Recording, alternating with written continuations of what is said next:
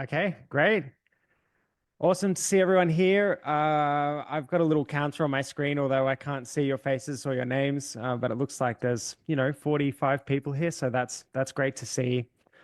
This presentation and the white paper is titled Beyond ROI: Unlocking the Financial Value of Cybersecurity with Return on Mitigation. So I'll just give a brief introduction to me, and then I'll let Naz introduce herself. So my name's Luke Stevens. If you follow me online, you might know me as Hack Luke. And my cybersecurity career started out in penetration testing and, of course, some bug bounty hunting on the side. I worked for a bunch of different companies over the last decade or so in the cybersecurity realm. And for the last few years, I've been running my own cybersecurity consultancy in Australia called HackSec.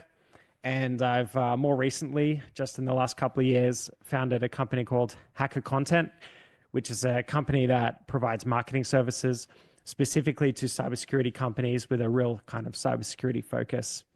And Naz. Thanks so much for the intro. Yeah, I'm Naz. I'm with HackerOne for a little over 3 years. I do lead product marketing in my current role. But I've been in cybersecurity for over a decade, and I have a bit of an interdisciplinary background and two master degrees in the intersection of cybersecurity and international relations. So yeah, we partnered heavily for this research paper with Luke, and yeah, I'm super excited to be here to present it for the first time to an external audience. Absolutely. Yeah, it's something we've been working on for a while. So why are we here? I'll admit that when Naz first approached me about putting together the ROM white paper, I might have felt a little bit reluctant to introduce yet another acronym to the cybersecurity realm. But as she started describing the concept to me, I found myself feeling excited about it because it really is something that our industry needs, and it solves a real problem that I've felt firsthand many times, and I've watched people struggle with it throughout different companies and different industries and everything. And yeah, so after over the past 8 months or so, we've conducted extensive market research. We've done in-depth interviews, sorry, with customers. We've surveyed over 500 cybersecurity professionals, and we've gathered invaluable insights from HackerOne's CISO advisory board. And today we're here to share the findings from this research, to explain the ROM framework, and to discuss its real world applications. So we'll take a quick look at today's agenda. We are going to start by reframing the challenges of ROI, or return on investment, in cybersecurity. And then we're going to dive into ROM and discuss how it solves many of ROI's issues by quantifying mitigated losses. And you're going to be hearing a lot about that later on.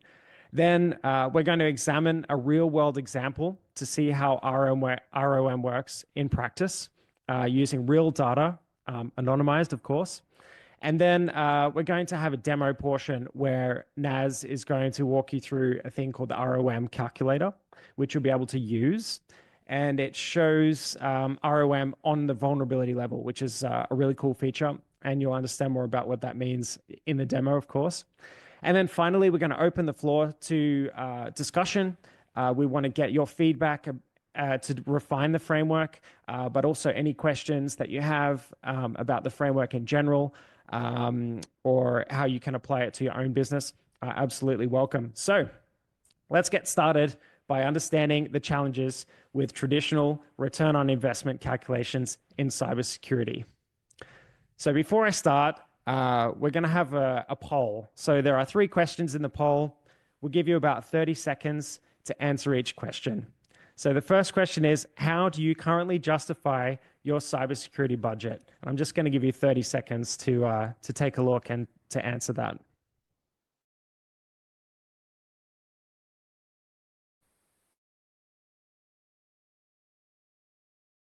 Production focused.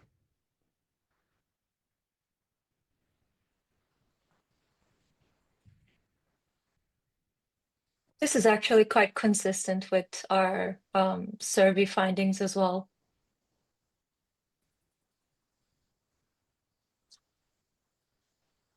It makes a lot of sense when you think about it. That really is the function of cybersecurity, is risk reduction. Hmm. So we have the second question up.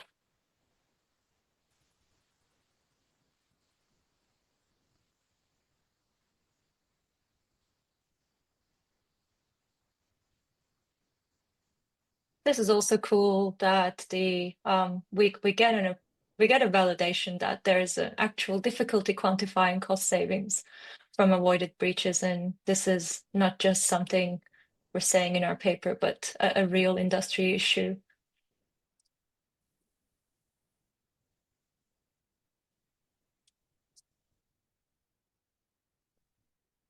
This is the last question.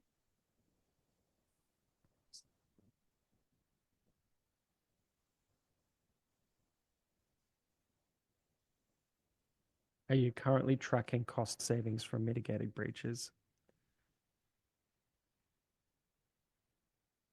Overwhelmingly, it's a no. Yeah, overwhelmingly, it's a no. Three Okay, quarters. I think we can end the polls.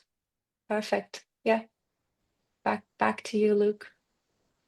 And I'll just share Yeah, the results really. so everyone can see it. Oh. Yeah, really, really interesting to see. Okay, cool. So, have you ever been, and I know that many of the people on this call likely have been in the situation where you need to pitch the need for a cybersecurity investment to perhaps a non-technical board member or a board member who is primarily interested in the bottom line of the business, like the CFO. If you have, you might have realized that the most important part of the pitch is explaining how the investment ties back to overarching business goals. And it's really easy for cybersecurity professionals to feel that cybersecurity is important in and of itself, which of course it is. But when it comes down to it, especially if we're working in the private sector, we really need to think about how it ties back to those business goals. And if you have been in a situation where you need to do this, you might have been tempted to use a return on investment calculation to provide a convincing argument that the security investment is a good one. But there's a problem. Security investments don't seem to generate any revenue like a lot of other investments would. And so if you do perform a return on investment calculation, it's likely that it will come out negative. And as someone who knows about cybersecurity, you know that the cybersecurity investment provides a lot more than just revenue. It provides reputation and it provides security and it provides business continuity. But when you think about that, maybe a better tactic would be to pitch the intangible positives rather than an ROI calculation. Well, uh, let's see. Let's see how that works out. So we take that tack. We say, well, the cybersecurity investment will improve the organization's reputation. It will provide business continuity. It will protect our intellectual property, and it will provide resilience against cyber attacks. Great, that's good. But as a dollar value, how much are these things actually worth? Is it worth paying $10,000 to achieve these things? Um, okay. How much business continuity will we actually gain from this? How many reputation points are we getting for this? And how much is each reputation point worth? It doesn't really make sense. Is $10,000 enough? Maybe we should spend 100,000 or a million. The problem is that all of these things are difficult to quantify, right? And if we're pitching to the CFO, their job is to quantify. So the most convincing argument for them would be a positive ROI calculation that clearly demonstrates how the investment in cybersecurity will increase the organization's bottom line. So to do this, we need to provide metrics that are quantifiable in a financial sense. So just to summarize the problem, ROI calculations, which is the most accepted and widely used method for calculating the efficacy of an investment in general, they're kind of useless when it comes to cybersecurity. And we're left at a huge disadvantage for pitching investment to our departments internally when compared to other departments like, for example, marketing or sales. Even worse, when we look at cybersecurity this way, it's easy to miscategorize cybersecurity as a cost center. And yes, it's a miscategorization. That's an important point that we're going to talk about much more. In a nutshell, like any cost center in the business, the goal of a chief financial officer is to reduce cost centers so that what happens is cybersecurity teams are naturally going to face resistance for budgets. So what can we do about this? Well, the problem isn't as bad as you might think. In fact, the problem might just be in the way that we perceive cybersecurity. And I'll demonstrate what I mean. So if we take this example, it's an investment that's being made by the marketing department. So here's the pitch, right? Hi, I'm Andy from marketing, and I'd like to spend $100,000 on online advertising. And I estimate that this $100,000 is going to bring us $150,000 in sales. Okay, so let's run through the ROI calculation. We've got the revenue, which is $150,000, minus the cost of investment, which is $100,000. So we're left with $50,000 on the top, divided by the cost of investment, which is $100,000. And then we convert that into a percentage. So our ROI is 50%. It's positive. Great. Check. Approved. All good. CFO can understand how this works. That's great. But let's do the same calculation for a cybersecurity investment. So we spend $100,000 on some kind of cybersecurity tool. And by buying this tool, we mitigate $150,000 in losses. Note that we're not generating revenue directly here. We're mitigating loss. But if you think about it, mitigating $150,000 in loss and generating $150,000 in revenue have exactly the same effect on the organization's bottom line. Either way, profit is going to increase by $150,000. So these investments could be considered equal. So this is the concept that return on mitigation actually uses. It reframes the familiar ROI concept by substituting revenue, which is net profit, with mitigated losses. So instead of asking what revenue did this investment generate, return on mitigation will ask what losses did we prevent by investing in security. And this quantifies the financial benefits of avoiding breaches and regulatory fines and brand damage. So ROM shifts cybersecurity from being seen as a cost center to an investment that actually increases the profit of the company. Understanding this concept equips leaders with a clear framework to justify budgets by demonstrating how each dollar spent on cybersecurity contributes directly to the finances of the business. So back to the example. We spent $100,000 on a tool that mitigates $150,000 in losses. The formula is exactly the same as return on investment, except instead of revenue, we're using mitigated loss, which is the same thing. If we compare the two investments directly, we can see that they're investments that are equally financially beneficial to the business. So either way, whether we spend $100,000 in the marketing example or we're spending the $100,000 in the cybersecurity investment, we're coming out with a 50% ROI or ROM, which means the same thing. In other words, mitigated loss can be treated the same as revenue for financial calculations. Mitigated loss is revenue. So this slide is just a recap of the 4 core use cases of return on mitigation. First of all, there's security budget justification, which is kind of what we've touched on already. So ROM provides a framework for security teams to justify investments by translating abstract risks and abstract gains from cybersecurity investment into real defensible financial terms. We can also use it to prioritize security initiatives. So, if you have different initiatives that you're hoping to implement, you can prioritize them by figuring out the ROM of each one and whichever one has the most positive score is the one that should be prioritized the most. And then we can also use them to compare investment options. So say we have limited budget and we can either spend that on hiring another analyst or buying this, expensive cybersecurity tool that does attack surface management or whatever it is. Well, we can run ROM calculations on those two things, and we can pick the one that is the most beneficial to the company's bottom line.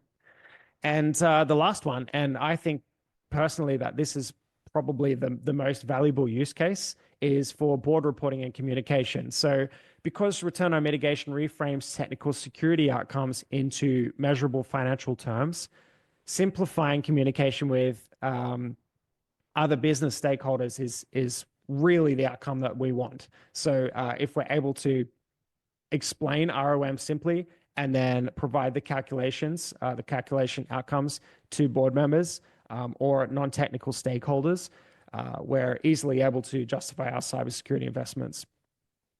So in the next section, Naz is going to cover how our ROM calculator works in real life with an emphasis on two of the ROM use cases that we presented here, and that is security budget justification and board reporting and communication. Take it away, Naz. Perfect. Thank you so much. Can I share my screen? Absolutely. Oh, it actually allows multiple presenters to share, but I think it will be better if you stop sharing. Yes, I just need to figure out exactly how to do that.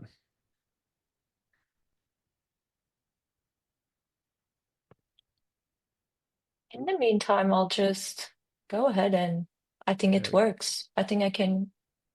So that's a new webinar capability, I guess. But can everyone see my screen? Perfect. Luke, can you confirm that you can see my screen? I can't see it now. Oh, really? Okay. Then let's try It may again. be. Apologies. I'm seeing thumbs up though, so I think other people can see. Oh, okay. Um, I'll just try one more time.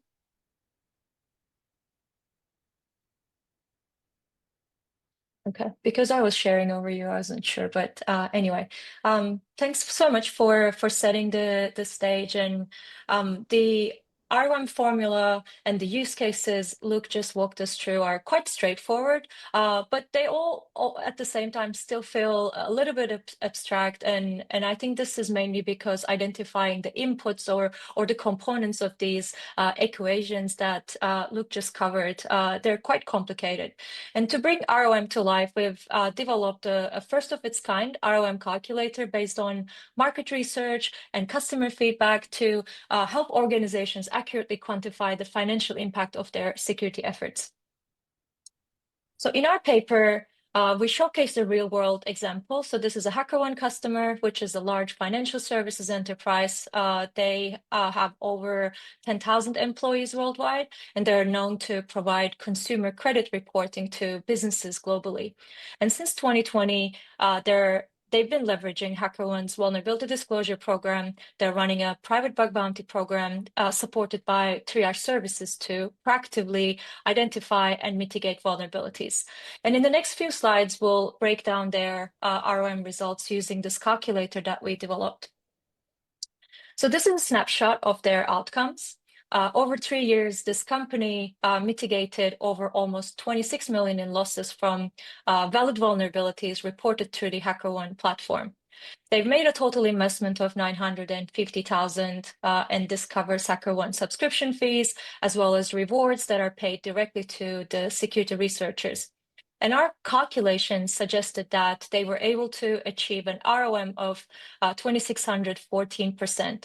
And this ROM figure really means that for every dollar invested in HackerOne, saved this company over $26 in potential breach costs, and effectively helping them achieve a 26 times mitigation return on their original HackerOne investment.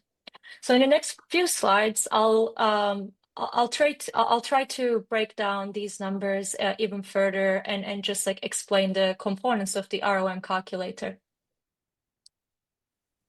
So the key to these figures really lies in recognizing that mitigating vulnerabilities prevent both direct and indirect financial losses, regardless of the severity of the vulnerabilities. That is why the starting point of our calculations is really a detailed analysis of 3 years worth of HackerOne program data of this company. In their case, this is a combined output of VDP and bug bounty. And we're also covering vulnerabilities from critical to low severity, as I mentioned. So determining the cost of a successful exploitation is really critical for understanding risk. And the simplest approach to this is referring to industry benchmarks like IBM's cost of a data breach report.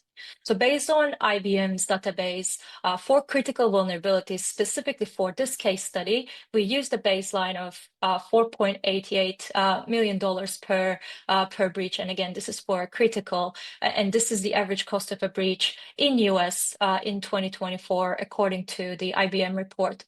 And for other severities, we scale these figures proportionally down from the critical, which we consider as being the 100% of that breach baseline. So we're using 70% of that for high, 50% for medium, and 20% for low. And we wanted to use a NIST risk management framework inspired model here. And this tiered approach really allows us to estimate financial impact realistically while accounting for varying levels of severity. And as an alternative to IBM figures, it is also possible to estimate breach costs specific to any organization just by running a tabletop scenario. This is something we introduce in our paper as well. And in that case, if you want to do this path or like follow this path, you just need to imagine specific situations like your most sensitive data being exposed in, let's say, plain text on a darknet forum. And as you walk through the scenario, you can just list and estimate costs such as data recovery costs, legal fees, compliance and regulatory fines, lost revenue due to business disruption, and so on, just to identify what a breach as such might mean for your business, mean for your bottom line or for your customer trust. And so many factors can go into this. So yeah, IBM figures are not the only option, but again, in our report and in our framework, we're sticking to IBM due to its extensive range of figures shared across industries and geolocations. If you take a look at the report, there is a really detailed breakdown across various industries, and they release this data on a yearly basis. So the next step in our calculator is factoring in the likelihood of exploitation.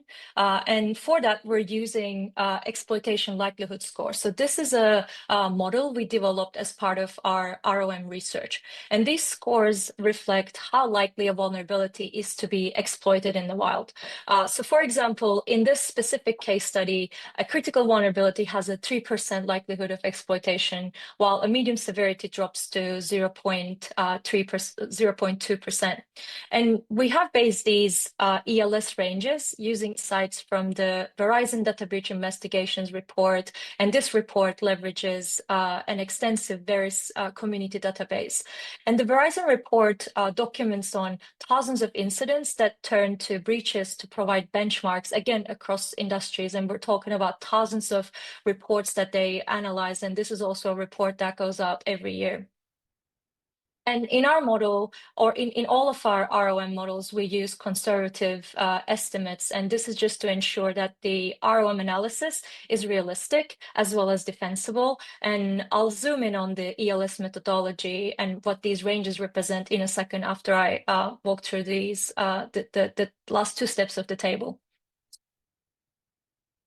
So now with the ELS in place, we can calculate the mitigated loss for each vulnerability, and this is done by multiplying the breach impact assumption by the ELS. And this is a last step, but looking at the identified vulnerabilities, the total mitigated losses add up to 25.7 million, and that is accumulated over 3 years. And every issue, no matter how small, helps protect the organization's bottom line. And I wanted to mention that one of our core Gartner analysts reviewing the report called this combined figure the domino effect, which I thought was the perfect analogy, as fixing one vulnerability prevents a chain reaction or chain impact of risks across the business. And that's what makes this total mitigation figure so powerful, because it reflects the full impact of the program and translates everything, the value of the program in financial figures.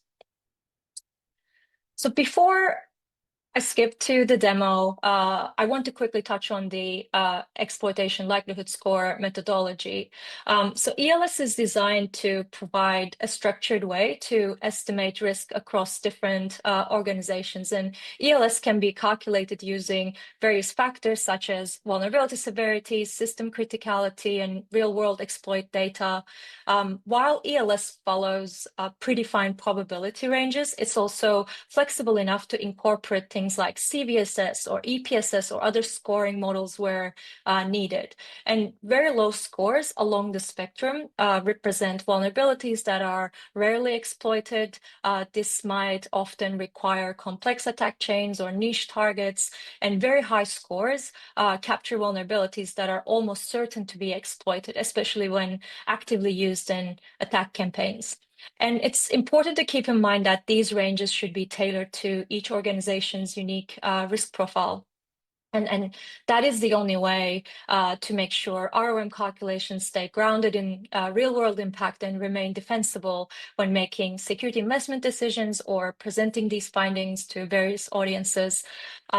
Luke, this was something we worked on probably the longest during our research. So a lot of mad science and midnight chats went into it. So I want to make sure I give the chance to you to see if you have anything else you want to say about the methodology we created. Yeah, I mean, it is a really important part of it for return on mitigation calculations to remain defensible, as you said. Without the exploitation likelihood score, the ROM just becomes astronomically positive. So it's really important to kind of include, the likelihood that something will be actually exploited in the wild.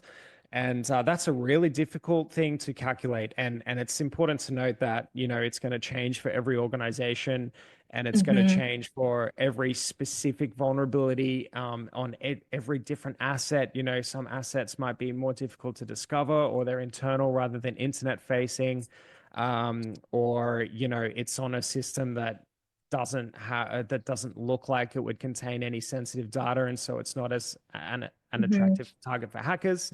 Also, you might be working for a business that is more likely to get hacked just because of the nature of the business. Maybe you're in financial Mm-hmm. services versus something that would have less PII, like a construction company or something of that nature.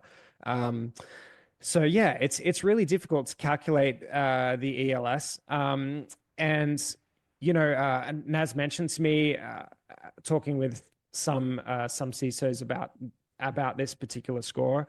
One of the common parts of feedback that came back was that the very high likelihood range goes from 8% to 100%, which sounds like a very large range.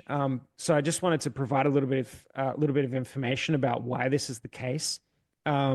Basically, the high range is because there are very few vulnerabilities that fall into this category, the very high likelihood category, and that's why the range is so large. So for a vulnerability to have an 8%, and this is the lowest in the very high likelihood range, for it to have an 8% chance of exploitation, there are a lot of things that need to fall into place. First of all, it would need to definitely be internet facing. So it needs to be able to be Mm-hmm. exploited by anyone with internet access. It would need to be on the kind of system that's likely to be exploited. So probably it would be a known CVE. in some kind of system that would likely have some kind of advantage to the hacker, like maybe a VPN appliance or something like that.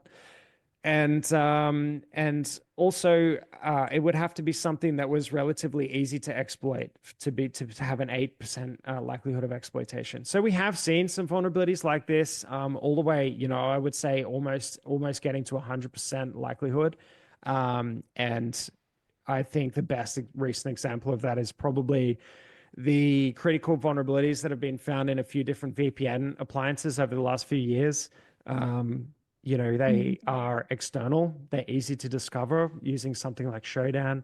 And also, they link the internal networks of companies with the internet. So, it's a very high value target for a cyber criminal, because they can use this one-shot exploit that's publicly available on a VPN appliance and have access to the company's internal network straight away. So it's like very, very easy to do, very easy to discover, publicly available exploit. I would say that's getting close to 100% exploitation likelihood. But yeah, obviously it's a guessing game at the end of the day. We have looked at all different studies and white papers that have been released, and we've done our own research on HackerOne's extensive kind of program data to come up with these figures, and we feel like this is very defensible, and we've used low percentages on purpose. We've used the lower end of those spectrums to keep things very defensible for ROM in general. But ultimately, if you're an organization that is at higher risk of being attacked by cyber criminals, you might need to increase the ELS for your particular organization, or you might need to come up with your own framework. But this is a great general guideline, and I think we've done, without bragging, I think we've done a good job of coming up with something that works for most organizations. I agree, and thanks for that context. That's very important. And one small note before I move on to the demo is that we use very defensible lower estimates, but when you look at the breaches that hit the headlines, you see that the figures just like over 200 million, 300 million, 500 million, and the combined value on that business bottom line, customer trust, brand image, stock value. So these things actually create a lot of financial, like a big direct, indirect financial damage. And it's still good to be conservative with our figures, but just like you said, if you're at an organization in an industry that is facing these higher consequences, then the figures should reflect that. Okay. By the way, I see chat blowing up, but I will have the chance to take a look at after I finish the demo. But yeah, before I switch to my demo environment, I want to provide a little context. The RoM calculator we showcased so far has been a static tool that works in a spreadsheet, because that's how we developed it. And the same applies to the ELS model, where we were making our assumptions or like guesstimates manually. And both of these tools, they're very powerful, but they lack intelligence. And everything you're about to see in the platform for return on mitigation is powered by our AI copilot, which we call Hi. And Hi is really a smart system we designed to help security teams automate repetitive tasks and turn security findings into actionable intelligence. So its use cases extend beyond ROM, but in my demo today, I'll be focusing on that. So I'll just let me stop sharing and refresh all my pages. Just 1 second, because our demo environments kicks us out due to security reasons after a few seconds of inactivity. So I just want to make sure I have everything going on. Perfect. Now I can share back. Okay, let's start our demo with high plays. So this is a really cool capability which allows our customers to create customized, reusable workflows for particular use case. So high plays act like pre-configured AI workflows. It's very similar to ChatGPT projects if you experience that. Instead of re-entering instructions every time, you can create structured, personalized plays that automate calculations, do security analysis, or whatever you need to accomplish. Now let's take a look at the high play and try to understand how it's set up. So let me expand this a little bit more. So this is my instruction box. Here you see the instructions that you can teach high play so it knows what to do and how to behave. This play defines exactly how high processes ROM calculations. So it, as you can see, it includes a description. It includes some formulas around how to calculate ROM, some rules, some values to use based on industry costs, country costs taken from the IBM report, some base ranges and triggers for exploitation likelihood score, and last but not least, a standardized reporting format for the ROM executive summary. And this is just to ensure that every ROM calculation, as far as an LLM goes, obviously, is processed consistently using what matters to your organization. You'll also notice there are a few conversation starters here, and these will pop up whenever I launch the ROM calculator, helping guide interactions, especially with people who are maybe seeing it for the first time. So if I were to use the ROM calculator from the High menu, this was going to be the look of it. As you can see, there are some pre-inserted, predefined conversation starters that I mentioned earlier. Okay, so let's now jump to my inbox and take a look at a retested vulnerability that's marked as critical. So this is the report write-up. Obviously, this is dummy data in my demo environment, but we're still able to see some context on it. So the severity is critical. CVSS is assigned somewhere from 9 to 10. We see the weakness defined, and we also notice that there is a 10,000 bounty paid directly to a researcher because of the submission. So this is a backend report leak, and because this is a critical result vulnerability, we've recently introduced a new ROM widget that automatically appears at the top of every resolved high and critical vulnerability. So this is the widget I'm looking at right now.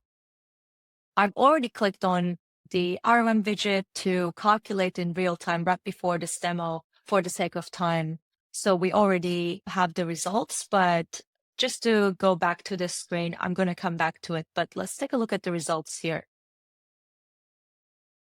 So with just one click, I was able to calculate the cost savings from fixing this vulnerability, giving customers real-time data-driven justification for their security program's impact.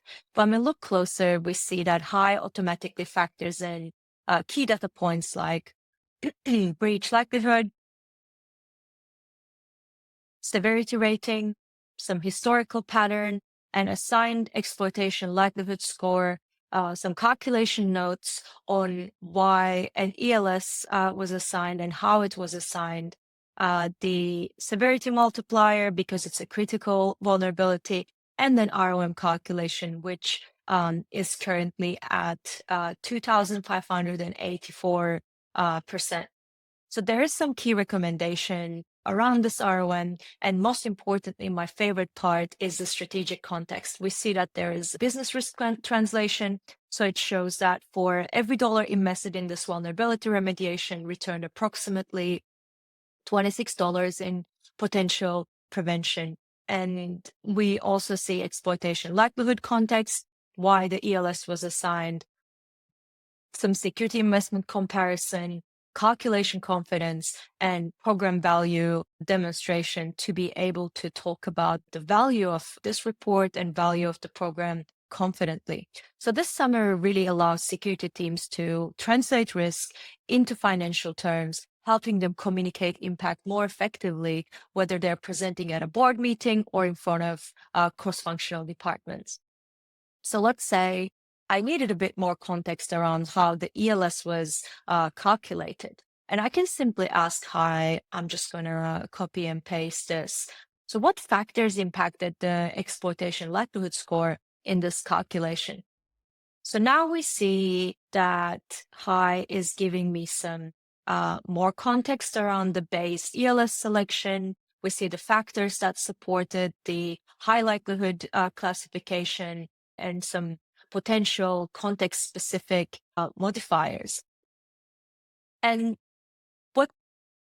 what this does is that it's very useful if I have a meeting with leadership and need to ensure this risk scoring is defensible and realistic and based on data. And Hive provides this transparent breakdown of the key ELS factors just to ensure that transparency, so I can confidently justify risk assessments to executives, auditors, or board members, regardless of the situation I'm in.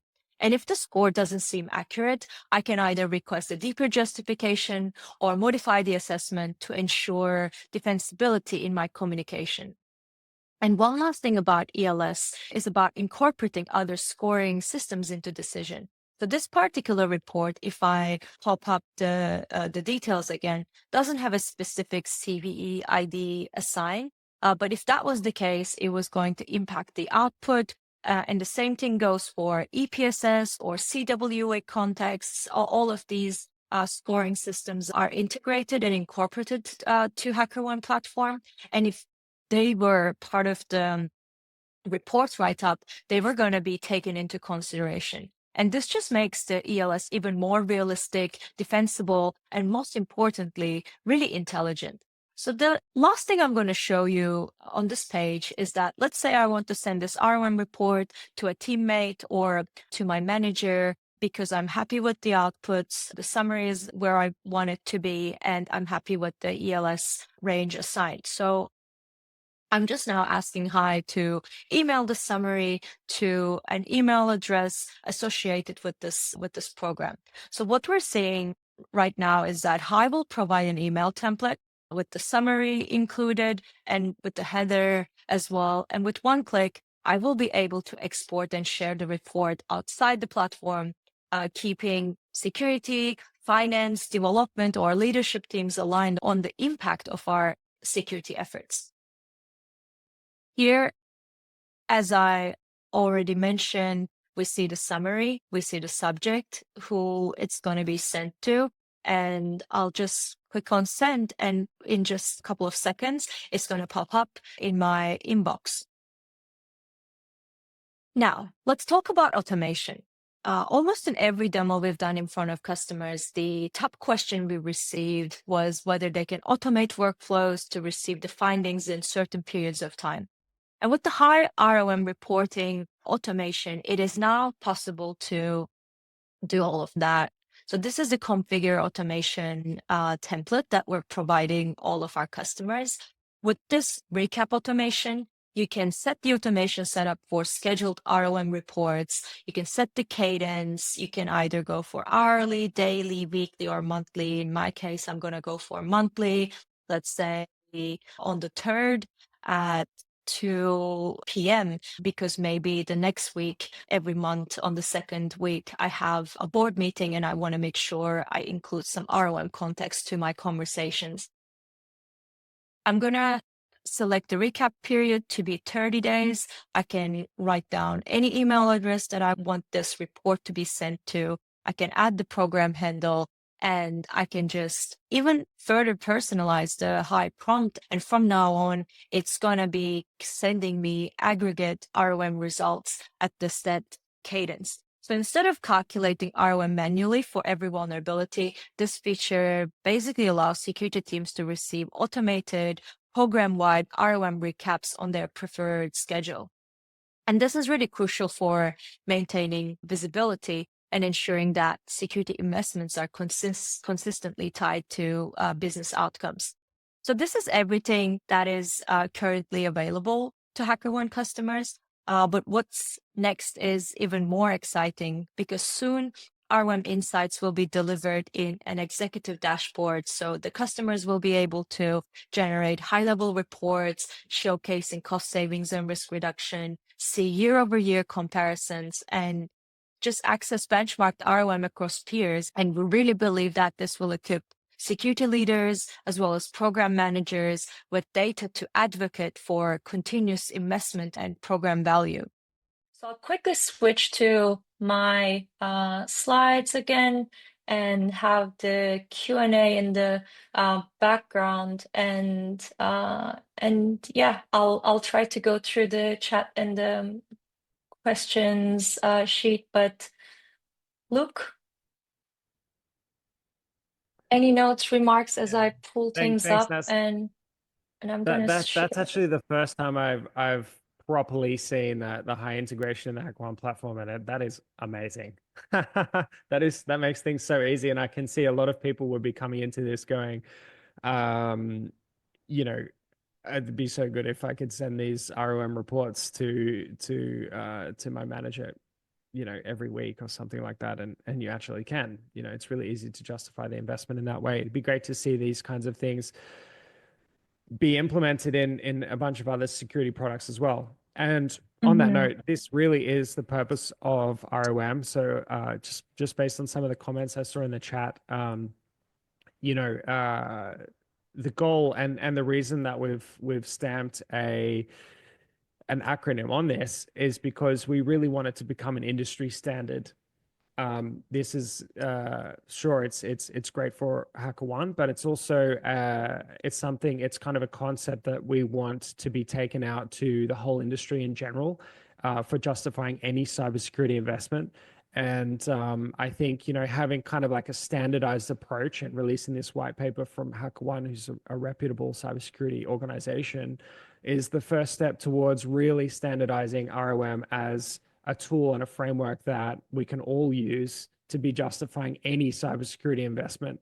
So Mm-hmm. yeah, I think that's an important note to make, is that the goal here is industry standardization for everyone, not Mm-hmm. just for justifying HackerOne investments. And obviously that's a great side effect for releasing this stuff, but it's a real industry changer if we can manage to get this as a standard calculation, because it holds a lot more weight than when you walk into a boardroom. Mm-hmm. Okay, awesome. Q&A. Let's do Q&A. I see I won't have time to go through all of the comments, but I'm now looking at the spreadsheet, and I'm looking at the Q&A pop-up. So I'll just go one by one. So I see one from Marco. How do you quantify brand damage? Luke, do you want to take that as I Yeah, the, sure. the Yeah, top? Yeah. I can take that. So there's, unfortunately, there's no great way to quantify brand damage, but you have to be able to put some kind of figure on it. It's going to change for every single company, and we kind of I remember we kind of whiteboarded a few different techniques for doing Mm-hmm. this in particular, and not just brand damage, but also some other things that are really difficult to quantify. But brand damage is a really common one. It's a really common example for something that's difficult to quantify. And the way that we came up with was breaking it down into parts. Okay, so brand damage is not quantifiable, but losing customers is quantifiable. So you can say, well, we estimate that this brand damage will cause us to lose 5% of our customer base. The LTV of each customer is this amount of dollars. And so if we take Mm-hmm. the amount of customers that we will lose, which is 5%, times the LTV, that's the revenue that we're going to lose this year. So that's one way that you can quantify it. And this works with a lot of things that are really difficult to quantify. You break it down into smaller parts, right? It's difficult to have like a general framework for this, because it is going to be different for every company when it comes down to it. But the kind of method that we've put together here for quantifying things that are generally intangible are looking at and you'll see it in the report, and also we went through it in the webinar earlier. You take the vulnerabilities that you've been submitted over the previous year. If you want to take a past looking approach, or if you want to take a forward looking approach, you take the vulnerabilities that you expect to be submitted in upcoming years. And you basically you see how much the ALE, the annual loss expected, changes by implementing the cybersecurity investment that you're trying to figure out the efficacy of. And so and that's kind of the method that we have put forward in the white paper. But yeah, great question. Trying to quantify things that are not quantifiable is a difficult task, and it really depends. But breaking it down into smaller parts is the short answer. I think that captured maybe captured an answer to a few other questions as well. But I see one from Square One here, which is more like a comment, but it's still important. So the comment goes, as a healthcare organization, we also face compliance, and there's also a quantifiable risk that aligns with a quantitative risk analysis, and there aren't any financial heuristics out there. So actually, the IBM report has healthcare figures, and that is actually one of the highest when you look at the figures. So maybe that could be a good place to start, and then using either a tiered approach or implementing the ELS, you would be able to maybe provide a bit more financial context into the problems you're trying to solve. And I also see a question around spreadsheet form, whether it's going to be available. It is currently only available to customers, but set up a meeting with us if you want to test it out, or if you want to get a demo of it. We're right now using it on the account level to look at program performance, but our Q2, Q3 product objectives include adding an executive dashboard. So hopefully we're not going to be dependent on spreadsheets anymore, and it's going to all be calculated within the platform. I'll see. So we have a question from Edwin. How are total mitigated losses calculated? What assumptions are made? Luke, do you want to take that? Yeah, sure. So the total mitigated losses, that the examples that we've used, it comes from data from the IBM data breach report, cost of a data breach report. I think they release one every year. Is it an annual thing? Yes. I've seen them release it a few times anyway. So there's a lot that goes into calculating it, but it varies based on the severity of the vulnerability, and it comes down to the cost that a data breach would cause. So yeah, I think the example we gave was for the average US company, and a critical vulnerability that causes a data breach on average will cause, I think it's $4.88 million Yes. In US, yeah.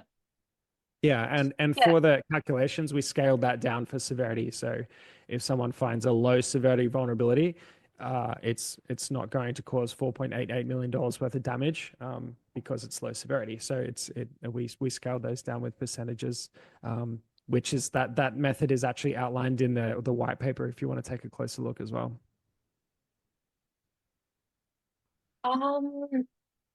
I am trying to go through chat, but I see that, Luke, you answered so many questions there. But there is a rather, at least at first look, controversial comment from Andrew.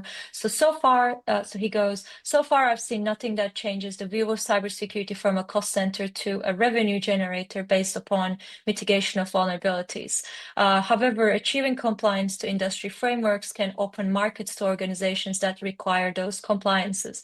It also can enable the safe integrations of new technologies that can generate revenue. I have my own thoughts, but Luke, do you want to take a first stab at this?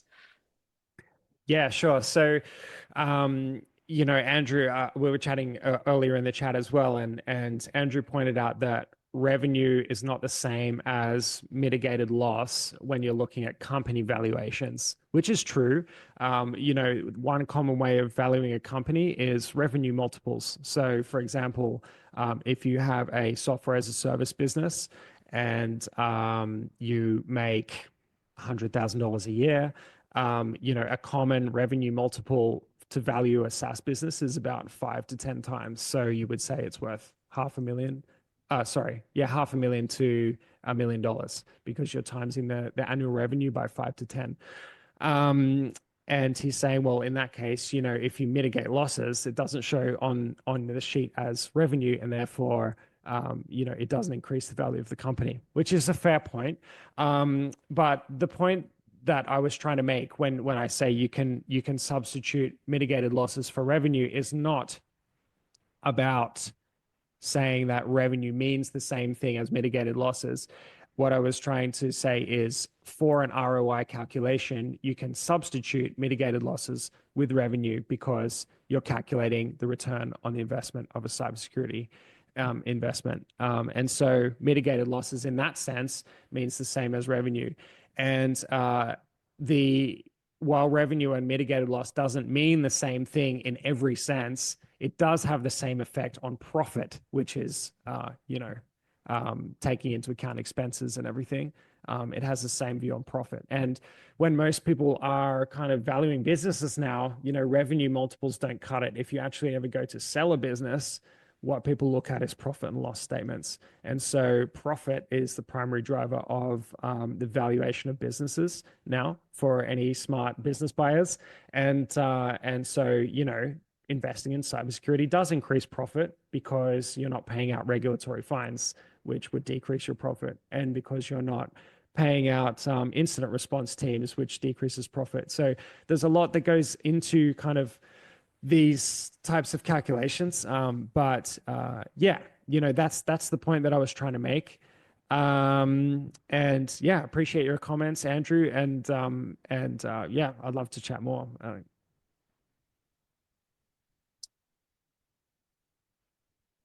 Let me see if we I don't see anything from LinkedIn, but do we have any questions on the LinkedIn side, Joseph?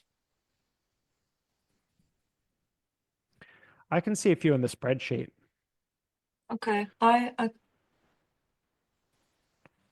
do you want it to I can't see it, but Yeah, sure.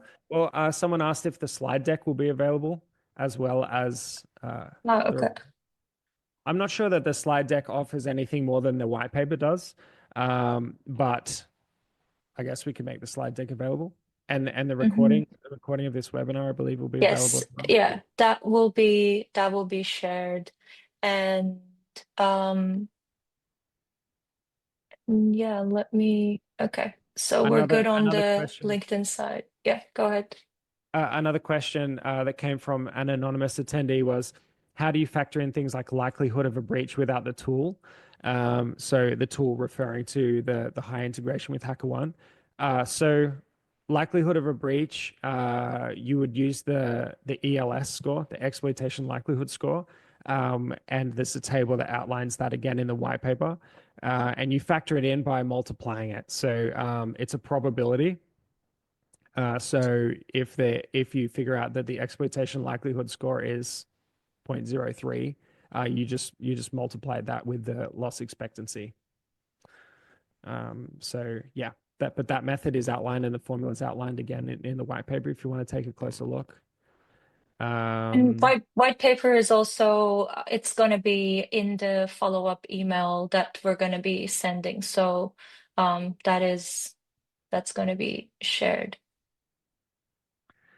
Yeah, that's really good. And someone else asked also, it was Andrew, is ELS an annual estimate? Which it is, but you can substitute ELS as an annual estimate for any time frame that you're looking at, and that can be helpful in some situations. For example, if you're looking to take on a 5-year contract with a security tool, you can use a 5-year ELS. So you can do that by basically multiplying an annual score by 5, because it's 5 times more likely to get exploited in a 5-year time frame. You can kind of make that assumption pretty safely. But yeah, the ELS scores that we provided were for 12 months.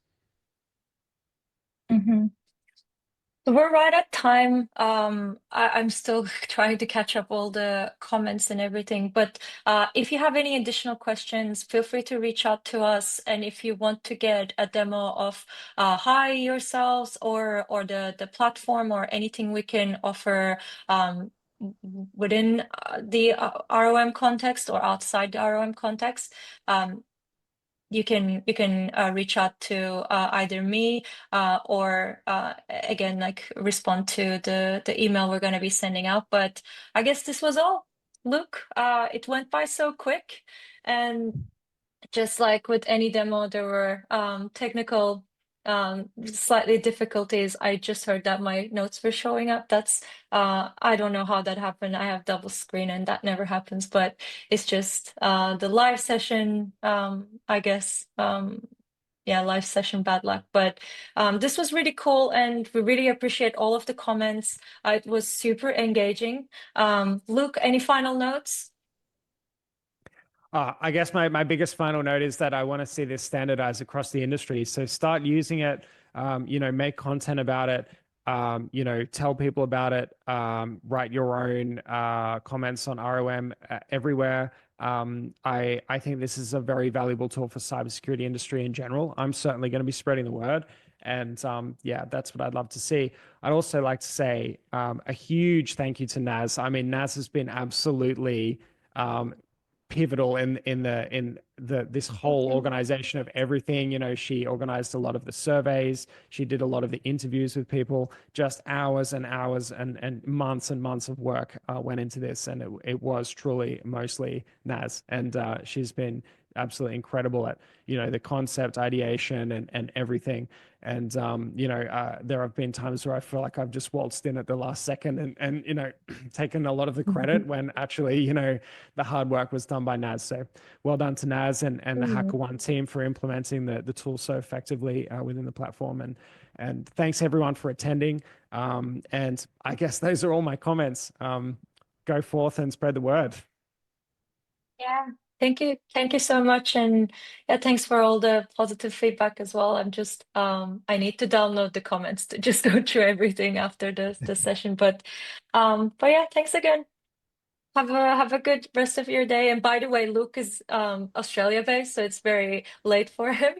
So thanks again for staying up very late for us. But goodbye everyone.